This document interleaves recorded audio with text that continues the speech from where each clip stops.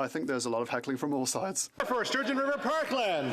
Mr. Speaker, Canadians are rightly concerned about this Liberal government's political interference with the inquiry into the Emergencies Act. The Prime Minister has refused to turn over key evidence that Cabinet used to justify invoking extraordinary powers, and questions remain on how and why they selected Justice Rouleau to head the inquiry. Can the Prime Minister clear the air and confirm to this House, did any minister or member of their political staff speak with Justice Rouleau about the inquiry before his appointment? Yes or no? The Right Honourable Prime Minister. Mr. Speaker, when we invoked the Emergencies Act, we ensured that it was done in a proportional and time-limited way to enable to have the kind of restoring of order that we needed in Canada while maintaining people's confidence in the transparency and the accountability of democracy. That's why we move forward with the Parliamentary Committee. That's why we've moved forward with a national public inquiry as required to be able to give that full transparency. I can understand the Conservatives are concerned about this, Mr. Speaker. They're worried that it's going to show the level to which their support for these blockaders contributed to the difficulties for so many Canadians. The Honourable Member for Renfrew, Nipissing, Pembroke. Mr. Speaker, the government must invoke the National Defence Act to use the military for civilian law enforcement. The government insists it did not deploy the military during the February demonstrations in Ottawa. Now we know surveillance flights were conducted over Ottawa at that time. Did the government invoke any statute to deploy the Canadian Armed Forces in this manner, or was the surveillance conducted without lawful authority? The Right Honourable Prime Minister.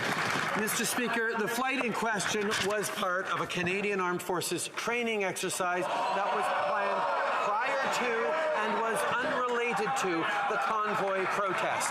Now, Mr. Speaker, I think this is a perfect example where the official opposition in this country needs to be very careful about spreading. I'll get order.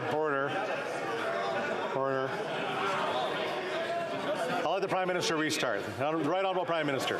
Thank you, Mr. Speaker. Here is the facts, Mr. Speaker.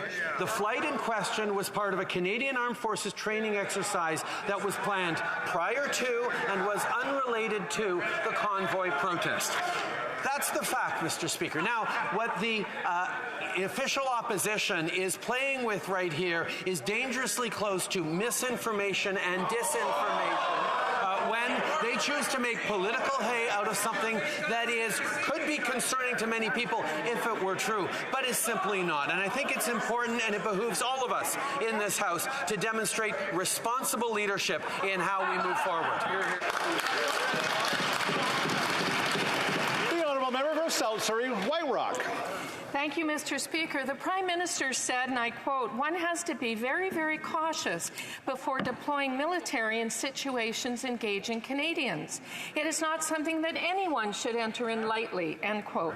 Yet now we have learned that Canada's Special Forces were operating surveillance aircraft, I'm sure they were just in training, over Ottawa during the February truckers' protests. This contradicts everything the government has said to date. Liberals didn't put soldiers on our streets, but they did put them in the air, Mr. Speaker. Wow. How can the Prime Minister justify using military assets to surveil?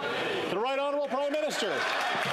Speaker, I want Canadians to pay very careful attention to this exchange. What the member opposite just engaged in is dangerously close to misinformation and disinformation designed to gin up fears and conspiracy theories around what happened a number of months ago. It is entirely irresponsible for members of Her Majesty's loyal opposition to stray so close to misinformation and disinformation. I would ask them to be more responsible.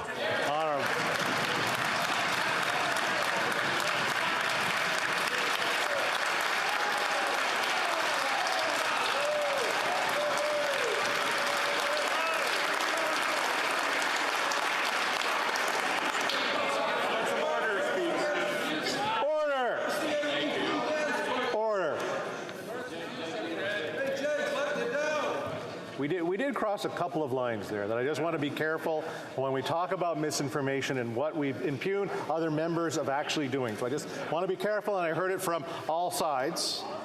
So I just want to make sure that I heard.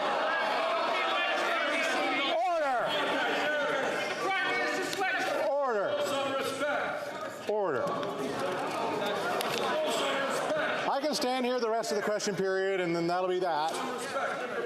Do we want to continue with question period? That is my question. Yes, please? Yes, please? Very good. The honourable member for Lethbridge. Well, if there's one thing I've learned, it's that those I can hold on a sec. No, I'm still on this. I'm still on this. Out of control. We need to bring it down just a little bit so that the people watching above, the people watching it at home can understand that we're having debate that is important.